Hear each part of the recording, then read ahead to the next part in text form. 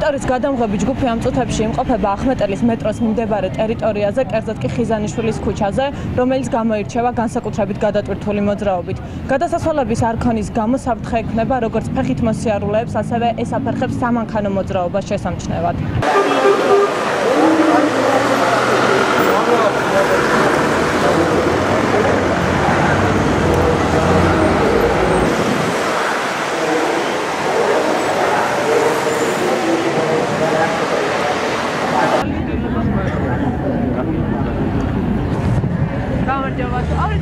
ზოგადი პრობლემა ეს არის, უნდა გაკეთდეს გადასასვლელი აი ამ ბარდაკში და აი ამ ხაოსში უნდა გაკეთდეს რაღაცა რეალური ბოგირები გაკეთდეს, რომ ადამიანი ერთ ადგილას გადავიდეს, არა ყველგან სადაც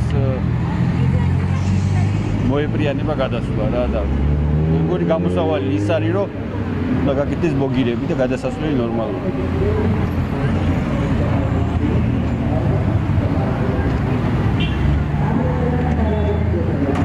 აი გადასვლა უჭირთ ხოლმე ძალიან ადვილად. ავარიები ძალიან. კი, ტაქსის მძღოლებსაც რო აჩერებენ, აი ტაქსის მძღოლები ისე უჭირთ ხოლმე, რომ ვერ გადადიან.